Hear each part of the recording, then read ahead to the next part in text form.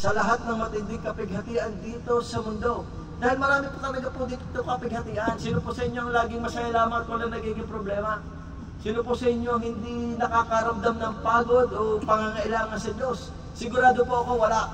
Dahil sabi po ng Biblia, ang mundo ay pagulo ng pagulo, padumi ng padumi, at habang tumatagal, ay makikita natin na pahirap na pahirap makapasok sa langit. Pero mapalad po tayo, bago po dumating ang AI, alam niyo ang AI? Artificial Intelligence. Bago po dumating, tayo'y mananampalataya na. Ang nakakatakot, pag hindi natin minadali, ngayong panahon ito, pag hindi natin minadali ang pag-evangelize sa mga tao, naunahan tayo ng Artificial Intelligence na ginagawa ngayon sa Amerika.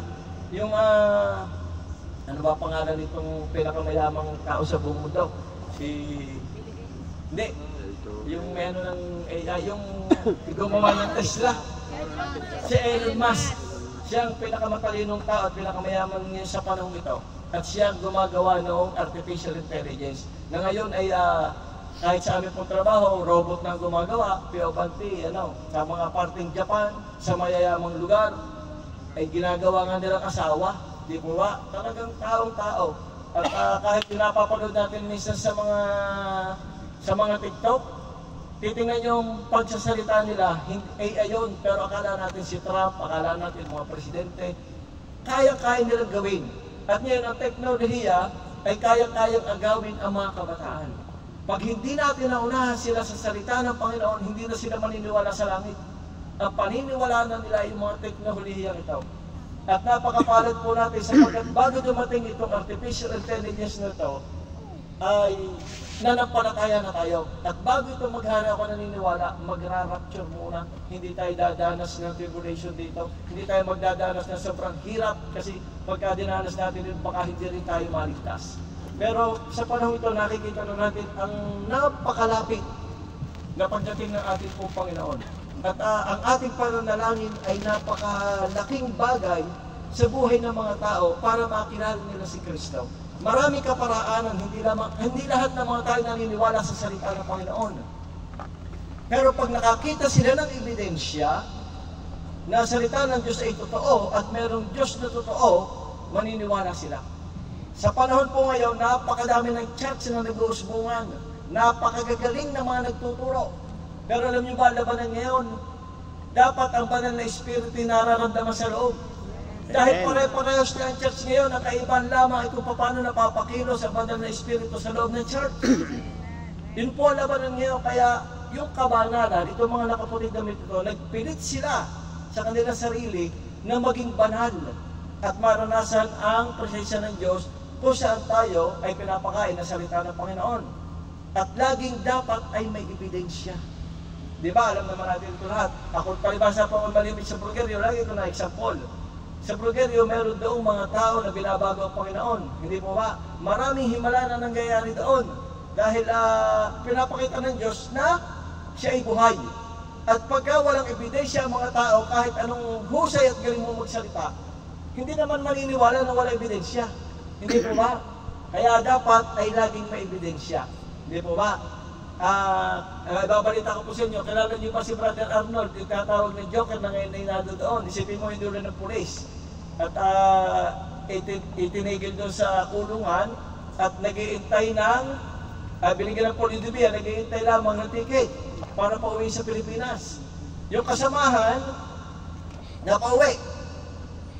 Yung siya, nung hinahanapan siya ng ticket, hindi nakakita ang pulis hanggang sa pinauwi. Naniniwala kayo, hindi talaga nakakita? O sadyang hinayaan ng Panginoon na huwag makakita? Yes. Para maging patotoo na meron Diyos na nagproprotekta. Ay dahil sabi na kung mag-anak ko kailan bumait, at saka mapapauwi. Kung di po ba? Ngayon ang Diyos hindi naman papayag sa mga ganung bagay. At hanggang ngayon po narito. Sino maniniwala sa atin sa maghapong naghanap ka ng ticket? Para ikipauwi, wala kang nakita, isa ka lang naman. Ang kalimitan wala nakikita, dalawa kayo na gusto niyo sabay. Isang airlines, o kaya yun na mahirap hanapin, o pamilya kayo. Pero kung isa ka, at gusto ko talaga makakauwi at wala protection ng Panginoon, sabi ko kahit mataas lang ng kaunti, sa nyog, ang lipad ng aeroplano, kukuha ka, makauwi ka lamang. Pero dahil ayaw ng Diyos, hindi nakakita. At ngayon, ganito siya. Hindi ko kasama pa ba brother natin sa pagtatrabaho. Hindi katrabaho pa ba si brother ano? Siya ba pabrikano pero nagkatrabaho pa siya na. Si brother natin po kasi nagbigay ng trabaho sa kanya.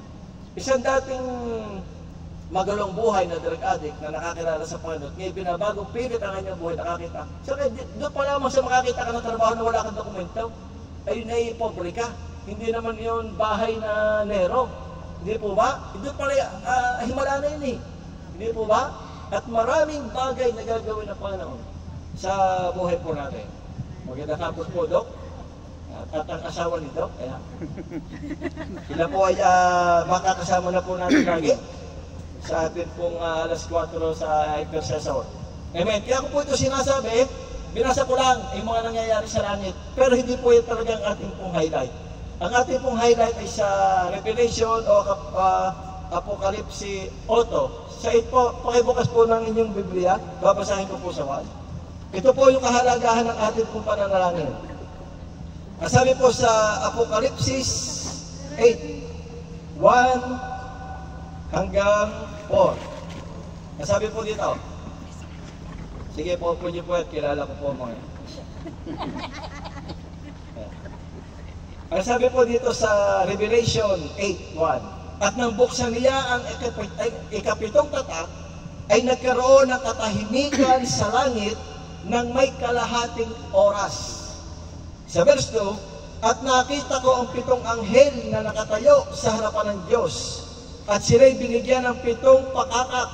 Sa verse 3, at dumating ang ibang anghel at tumayo sa harap ng dambana, at may hawak na isang gintong pangsuog ng kamangyan, at binigyan siya ng maraming kamanyang upang idagdag, tapos sabi dito, upang idagdag ito sa mga panalangin ng lahat ng mga banal sa ibabaw ng banda ng ginto na nasa harapan ng luklukan. At ang usok ng kamangyang kalakip ng mga panalangin ng mga banal ay napailang lang mula sa kamay ng anghel sa harapan ng Diyos. Praise the Lord. Tingnan niyo po ang nangyayari sa langit. Ano? Ang mga anghel, araw at gabi sumasamba sa Diyos. Ang sabi dito, kumuha yung anghel, ng mga anghel, ng kamangyan. Di ba, nag-ano tayo ng kamangyan? Doon sa langit, hindi na ginagamit. At ano sabi dito? Kalakip ng panalangin ng mga banal. Sino ba ang mga banal? Di ba tayo? Tayo mga ating dagi-dagi dito. Tayo mga nakakilala kay Kristo. Tayo mga binanal ng Diyos. Dahil sa pagkakilala natin kay Kristo. Di ba tayo mga banal? Tingnan niyo po ang nangyayari sa langit. Ito po, dito lang ako matatapos. Kasi gusto ko lamang po na maunawaan natin na yung ginagawa natin pananalangin, hindi po siya nawawala ng kabuluhan. Ang sabi po dito, kalakip, di ko muna ang sensyo, inihandog sa dambana, kalakip ng dalangin ng mga hinirang ng Diyos, mga binanal. Tayo yung binanal, yung panalangin natin, sangkap sa paghahandog sa langit.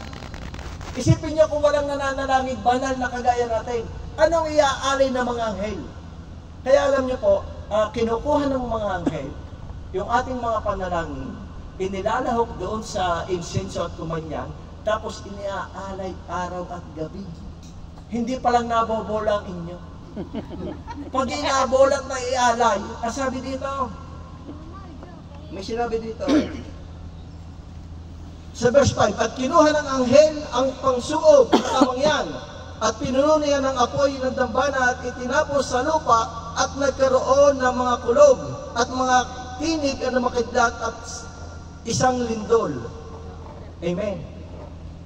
Pag pala inaalay yung ating mga panalangin kasama ng mga talagang nagkakaroon ng pagkulog at pagkidlat doon sa kalangitan. Ibig sabihin, tinanggap ng Diyos yung alay ng mga anghel. Kaya napakahalaga po ng ating pong prayer. Akala nyo basta-basta lang. Ano ba sabi dito? Yung mahabang panalangin, walang sinabi ha. Yung mabulaklak na panalangin, walang sinabi. Ang sabi lamang, panalangin ng mga banal. Ibig sabihin, kahit anong klase ng panalangin natin, basta tayo dudulog sa Panginoon, tiyakin natin na yung kabanalan ay tinanggap natin mula sa Diyos. Ibig sabihin, tumalikod tayo sa kasalanan. Alam niyo dati ng kabanalan, di ba? Ang kabanalan ay pagtalikod sa kasalanan. Eh lamang po, wala nang ibang ibig sabihin ng kabanalan, kundi pagtalikod sa kasalanan. Pag tumalikod ka sa kasalanan, nagiging banal ka. At pag ikay nanalangin, kasama sa inihahandog ng mga anghel doon sa langit ang ating panalangin. Hindi sinabing mahabang panalangin, panalangin ng pastor, panalangin ng leader, walang sinabi doon. Ang sinabi, dalangin, panalangin ng mga binanal. Amen. Kaya, lahat ng ating content, iniitay lamang natin doon.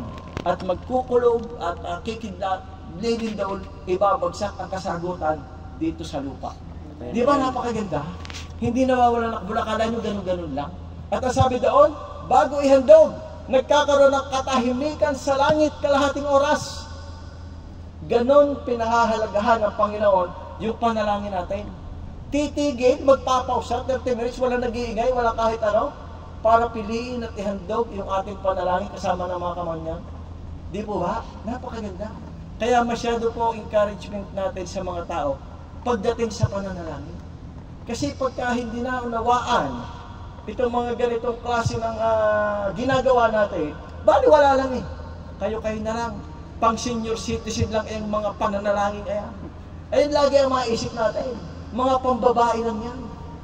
Pero sabi dito, walang sinabing babae lalaki. Ang sinabi, yung mga binanal ng ating Panginoon. Ngayon, tatanungin ko po kayo. Mag-isip kayo ng 3 panalangin nyo ngayon. Huwag nyo sasabihin sa akin, kayo lang at ang Diyos. 3 panalangin, yung matagal nyo na at gusto nyo mangyari panalangin. At ipapanalangin natin kuhanin ng Panginoon ngayong oras na ito at maisama sa paghahandog ng mga anghel. Pag kumidlat, lumindol at kumulog, tinanggap yung ating panalangin. Amen. Ay, baka pala ngayon eh. Wala pang ano eh. Okay. Di po ba? Mag-isip po kayo. At nang magkaroon po ng, sa puso natin, magkaroon ng buhay yung ginagawa natin. Kasi hindi talaga siya naunawaan. Pero ngayon ako, natutuwa po tayo. Marami ang umatid na sa ating prayer meeting, lalo na pagkasabado. Uulitin ko po, ang ating pong ginagawa tuwing Sabado na pananalangin ay para po sa Sunday service. At subukan nyo lamang po kayo laging kasama tuwing Sabado dito sa ating gathering ng mga intercessor. Kinabukasan ng umaga na napasok pa lang kayo dito, iba na ang ating pakiramdam. Tagumpay na agad, hindi ka pa naawit. Pag nakarinig ka ng tugtugan, kasi kasama ka sa nanalangin eh. Yun ang ating pinapanalangin, di po ba? At itong mga huling araw na ito, ang dami natin, di ba? Sa tingin ko'y lampas na tayo. Basta madami. Tumingin kayo lagi, kasi tumitingin ako lagi sa likod pagka yung nag-uumpisa na at nag-aawitan na. Di po ba? Natingin ako kasi na-prayer natin eh. Ang mga tao talaga maging matagumpay dalhin ng Panginoon sa lugar na ito. Tapos ngayon nakita natin si Brother Willie. Matagal, palakuhan natin ang Panginoon. Matagal na daw siya hindi umatin. At naging busy. Ay sabi ko, 2 oras lang naman ang hinihingi ng Panginoon sa loob na isang linggo. Magpasalamat tayo tuloy linggo. Makakasama na natin. Amen. Ba? Palakpakan po natin ang Panginoon. Mga panalangin hindi nawawala ng kabuluhan. Siyempre, panalangin natin ang pastor, ang magtuturo, ang manunugtog, lalo higit, yung mga dadalhin ng Diyos. Amen. Yung mga hindi na natin nakikita na matagal na, dadalhin ng Panginoon. Di ba yung mga prayer natin? Kaya si Brother Willie naririto ay bunga ng panalangin. Kinuha, inihandog, lumindol, kumidlat ng isang araw, kaya kayo naririto. Praise God, praise God. Amen, palakpakan natin ang Panginoon. Hindi nawawala ng Panginoon. Amen. At glory to God. At doon po sa Bruguerio, isama nyo sa panalangin sa Bruguerio. Nung nakaraan kami 44 na, di ba? 44 na Bruguerio, palakpakan natin ang Panginoon. Nung nakaraan po linggo, hindi pa nagaling ang iba doon. Kakaunti pa nagaling, sa pagaling pa ang iba. Pag inagaling lalo na. Meron po tayo pinagpe-pray doon na Sister Mila Tagalemere. Tagalemere po ito, Batangas. At meron po tubig ang kanyang ulo. At may sumipol na buhok, parang bukol sa kanyang ulo. Tapos hindi siya masyado napapagkakatulog. At siya pa yung matid ng Bruguerio. Apat na yata? 4 na beses na. Simula siya nagpunta doon, hanggang ngayon ay umatin. Tapos nagpaalam siya na dapat noong nakaraang, hindi ko lang, kailan nga ba yun, dati rin sa ospital. At operahan, bibigyan siguro, lalagyan ng tubo para mawala. Pag nag-pray tayo, na huwag na mangyari. Di 4 to 5 days daw yata siyang iko-combine. Di hindi natin makakasama. Ngayon, tumawag kahapon, isang araw, tsaka kagabi. Tsaka kanina, tumawag po siya at hindi matutuloy pa. Basta tinaklan siya, chinek up siya sa maraming bagay, chinek up yung kanyang ulo at hindi siya ikinumpang. Sa Lunes pa. Ibig sabihin, makakapunta pa siya bukas sa Bulgaria sa hapon. Dadaan naman daw, Brother Joey. At ang ano po kasi doon ay pag ito'y gumaling, marami kasi itong mga kamag-anak. Maraming mga makakakita na ang ginagawa ng Panginoon doon sa lugar na yon ay totoo Diyos. Kaya prayer natin, gumaling talaga siya. At sabi po, meron siyang matagal ng appointment sa kanyang pinsan o kamag-anak na pagka first week napunta sila sa Caravaggio sa umaga. Ngayon, nung siya po'y pinatanggap, nung siya pinagpe-pray po natin, nakita ko yung may kwenta siyang Maria. Ano? Ginoong Maria Aba.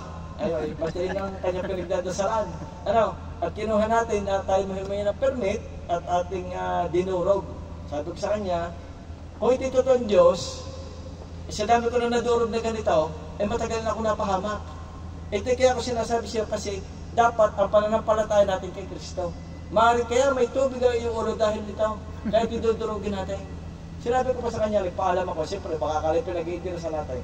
Doon sa parkingan, doon namin binasag ni Brother Regal, doon namin pinlais at pinukpok. Para, sinabi ko sa kanya, sa dami ko na nabasag niyan. Kung hindi totoong Diyos na pinananampalataya na matagal na nagalit sa akin ng Panginoon at matagal na akong pinatay, pero hindi yan totoo. Ayan ay tao din. At siyempre dapat may mga Bible study na sa seminar ng mga sa mga ganito. At bukas istatakan ko pa pagkatapos ng aming kung ano daw, kahit kaunti, 20 minutes, 30 minutes, kung sino si Maria. Na si Maria tao na pwede para sa babae lahat, ginamit ng Diyos para ipanganak ang ating Panginoon Diyos dahil nagkatawang tao. Yan po ang ating pong sasabihin doon, para alam din ng mga tao, maraming hindi pa nakakaalam nito. Kaya hanggang ngayon naluloko parang Caravaggio. Ano? Ganun pa man, dapat nating sabihin ang katotohanan, babagong pinapatanggap. May leading ang Panginoon na sabihin natin at naunawaan. Kasi depende sa puso ng tao. Alam mo naman kung kaya niya tanggapin. Pero pag ito sinabi mo sa mga Katoliko, mapapaaway ka. Dapat naroon talaga yung conviction ng Panginoon bago mo ito sabihin. At sinabi natin, kahit yung lahat ng mga santo, lahat ng ginodiyos ng mga relihiyon, lahat yan ay namatay. Walang nabuhay. Si Kristo lamang ang namatay, pagkatapos na 3 araw ay nabuhay na maguli. Yan ang Diyos na nagliligtas na dapat nating pinapanampalatayanan. At purihin po Panginoon. At bukas naroon po ulit. Ipagpray po natin gumaling talaga ng magaling siya. At maraming mga tagalay mereng maliligtas. Kasi ito magpapatuto sa mga tao. Palakpakan po natin ang Panginoon. Yung sister na doon, di ba hindi nga nakakarinig? O nga nakakarinig na. Di po ba? Marami po doon. Yung bata, paano yung bata na lagi kinikisig? Di po ba? Malimit daw kinikisig, pinupulitan. Ang ngayon daw hindi na masyado. Ibig sabihin, nakikita ng mga tao ang ginagawa ng Panginoon. Pagka tayo ay nananalangin sama-sama. Kami po daw pag nagpe-pray sama-sama. Hindi ako lang nagpe-pray. Lahat kami nagpe-pray. Para pagka Diyos ay gumalaw at kumilos, kami lahat na nag-pray. Walang sino man na magaling mag-pray. Kundi ang Diyos na nagpapagaling ang dapat ay maparangalan. At ako naniniwala sa lugar po ng Bulgaria, dadagsa ang mga tao daw. Pagka hindi mga ganun lagi ang pagkilos ng Panginoon sa ating buhay. Ito po ay kasama ang Biselyuan. Dahil ito galing sa Biselyuan. Ano po, kaya walang pwede pagmalaki ang sino po man. Palakpakan po natin po Panginoon. Amen. Kaya, okay, maliwanag po ba sa atin ang ating panalangin? Amen. Naintindihan sa ang hindi na wala ng kabuluhan. Naisip nyo na yung tatlo prayer niya. Sa isip nila ang huwag sasabihin sa akin, babasahin ko. Okay, pwede na 4 mahilig. Sige. Kahit daw 5. Binigyan ko lang kayo ng 3 para madali. Baka mahaba ka mag-isip, baka tapos na hindi ka pa nag-iisip ka pag nag-iinit. Kaya 3 lang aking hiningi. Pero kung kaya mo kahit ilan, kahit 4, kahit 5, ang importante yung prayer mo ngayon, sa isa diyan. Ako po yung magpapaalala ulit. Papaalala ulit ako. Kung tayo mananalangin, lalagyan nyo na selyo. Marami talaga ako naririnig. Lalagyan nyo na selyo pag kayo mananalangin. Nasabi ng Panginoon, kung kayo'y mananalangin sa aking pangalan, sa pangalan ng Jesus, ito'y aking diringgin upang maparangalan ng Ama. Huwag kayo magpe-pray ng walang seryo. Ang pinag-pray ng hindi sa pangalan ng Jesus, hindi tinatanggap. Hindi tinatanggap. Eh, sabi doon yung kung kayo dadalangin sa aking pangalan, nasabi na Panginoong Jesus. May narinig na naman ako leader, hindi nakapag-seminar ito. Ay, sabi niya, hindi ko sabi ng pangalan, secret. At sabi niya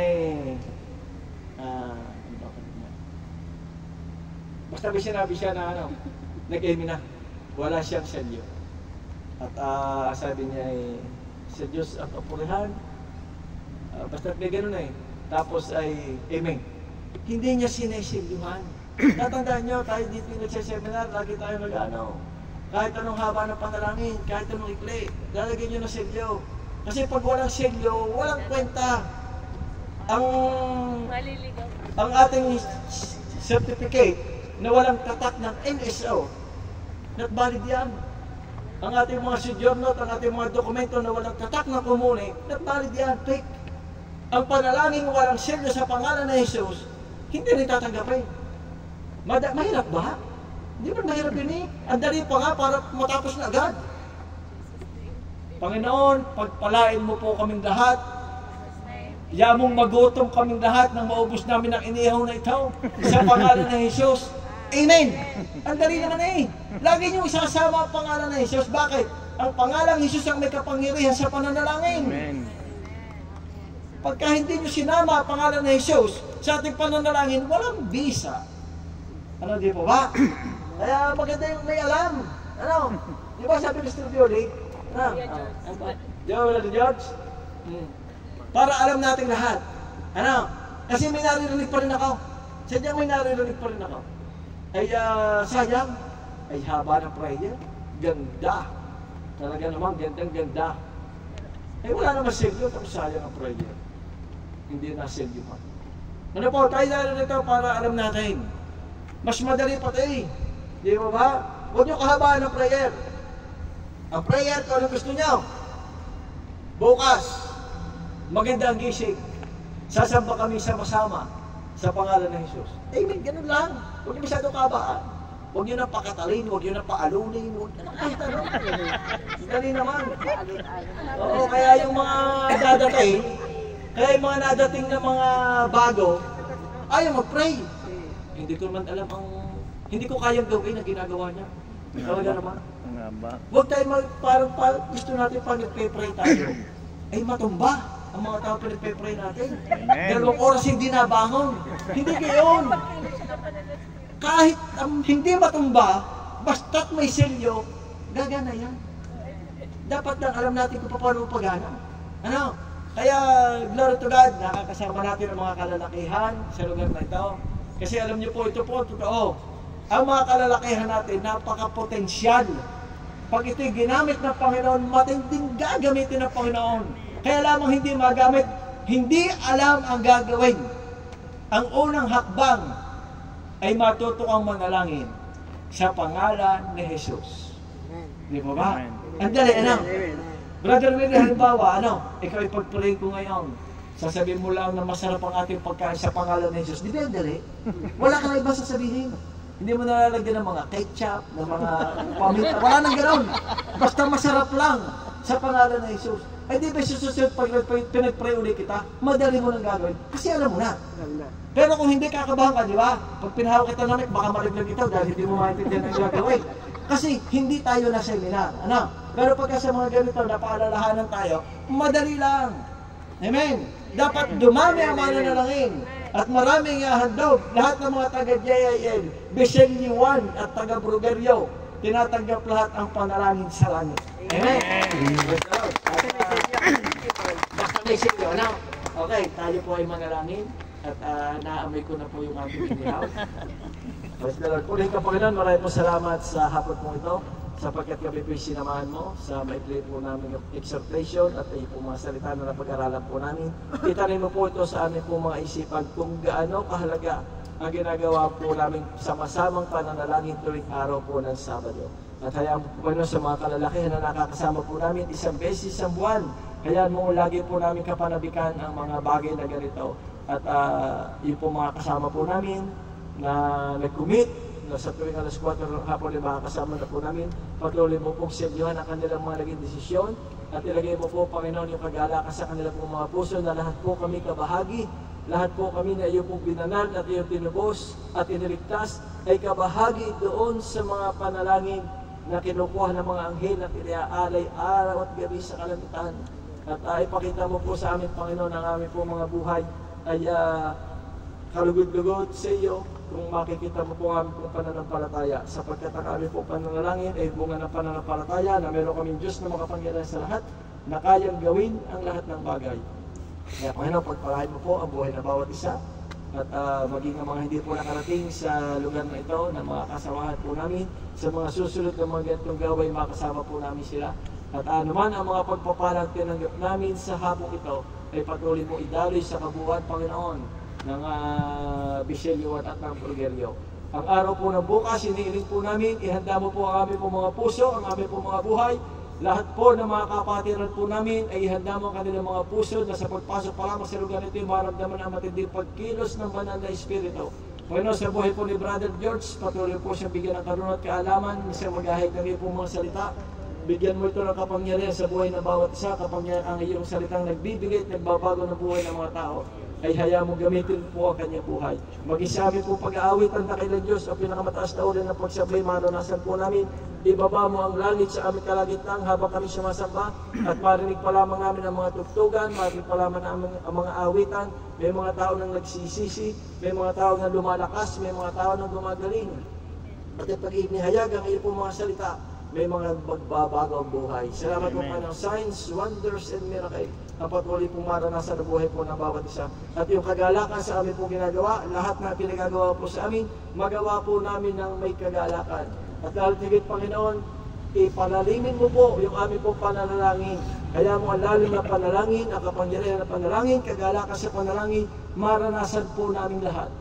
At hayaan mo kami maging mananalangin mo sa lugar po ito. At higit sa lahat, Panginoon, ang buhay po ni Pastor Arthur at ni Sister Malu, ang kanilang buong pamilya, ay patuloy po namin sinasama ang buhay po ni Sister Glenda, ni Brother Dodon, ang kanyang mga anak, ang dakilang Diyos.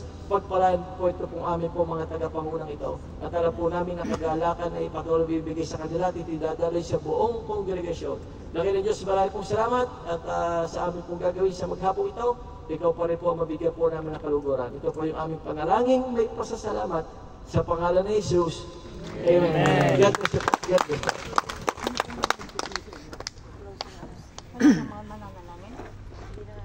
Hindi na po tayo mag-ana.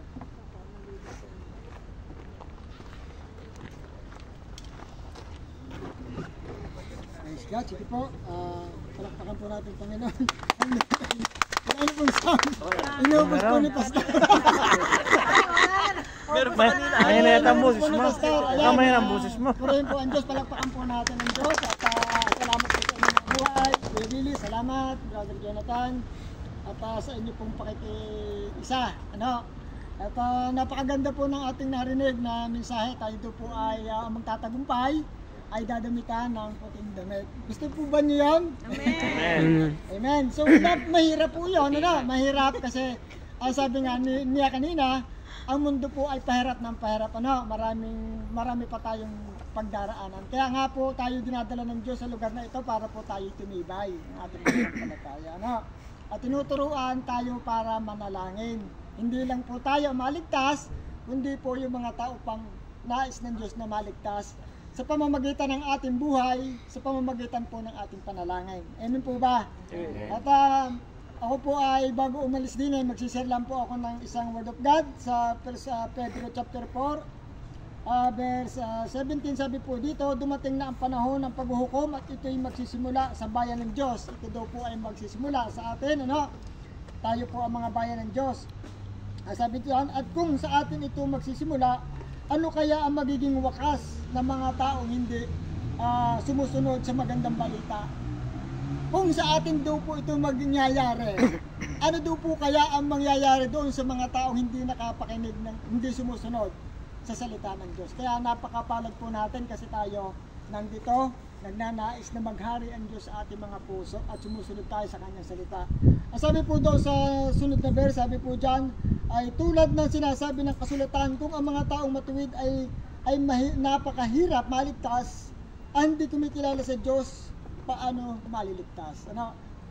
Katulad po na ating narinig kanina, ay napakahirap, sabi po dito, kung tayo dumana ng palataya ay napakahirap maligtas, ibig sabihin hindi po madali. Ano, talagang laging may laban, may battle, laging may panalangin.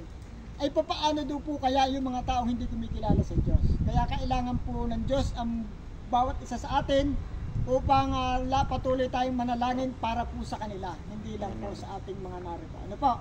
Sige po, palagpakan po natin ang Panginoon at baka po merong isi-share po si Kuya Jun. Karagdagan pong may sasabihin po kayo, kaya wala na po. Ayun, at okay na po ba sa inyo? Tayo po ay na yung pagkain.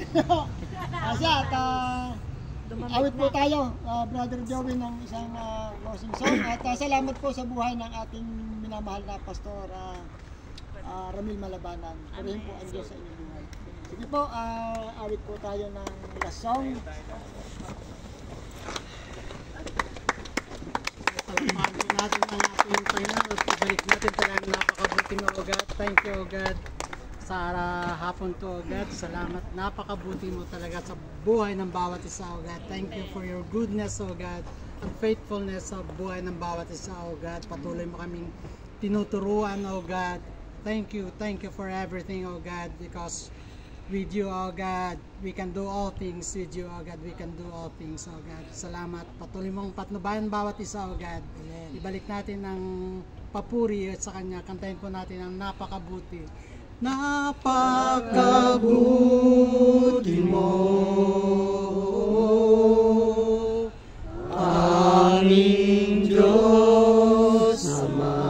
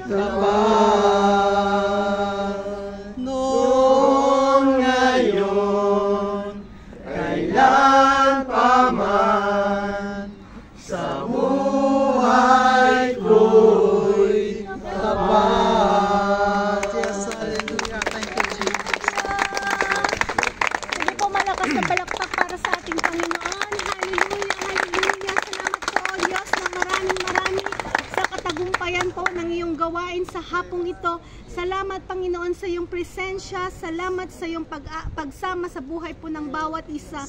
Tunay nga po, O Diyos, na napakabuti mo sa aming mga buhay. Hindi ka nagbabago noon, ngayon at magpakailan pa man. Salamat, Panginoon, ng marami sa paalala na aming napakinggan sa hapon pong ito. Salamat sa mga salitang nahayag, O Diyos. Tunay nga po na kami po ay nandito pa lamang po sa mundong ito na patuloy na dumaranas ng maraming pagsubok, kapighatian.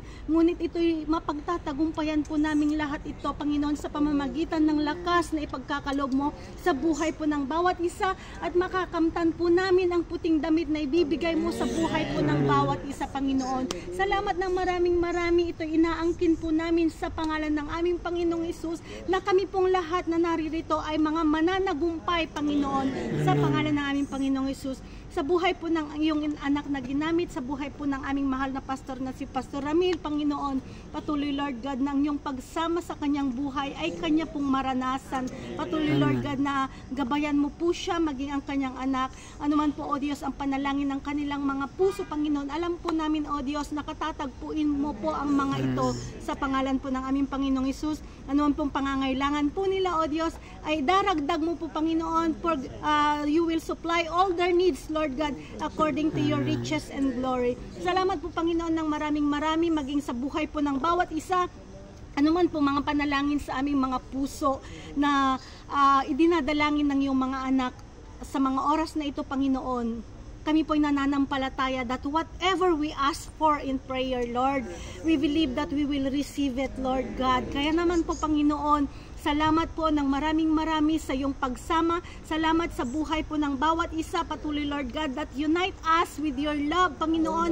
Ang men ministry and women ministry, Panginoon, magkaroon ng pagkakaisa, Panginoon. At patuloy, Lord God, na nandun, O Diyos, ang kagalakan naming maglingkod sa iyo, Panginoon. Salamat, Lord, na marami, maging ang mga unspoken prayer, Panginoon. Alam po namin, O Diyos, na kinatugon mo na ang mga ito. Maging ang pagkain na aming pong pagsasalusaluhan sa mga oras na ito, Panginoon. Alam po namin, O Diyos, na pinagpala mo na maging ang mga anak mong naghanda, nagdala, Panginoon. Ibabalik mo sa kanila ng siksik, liglig at nag-uumapaw na pagpapala ng higit pa po, Panginoon, sa aming inaasahan. Salamat, Lord, na marami. At may the Lord bless us and keep us. May the Lord make His face shine upon us and be gracious to us. May the Lord turn His face towards us and give us peace. And may the love of the Father, the grace of the Lord Jesus Christ, and the sweet fellowship of the Holy Spirit be with us always, Lord God. Ito po ang aming panalangin ng may pasasalamat sa pangalan po ng aming Panginoong Hesus. Amen. Amen.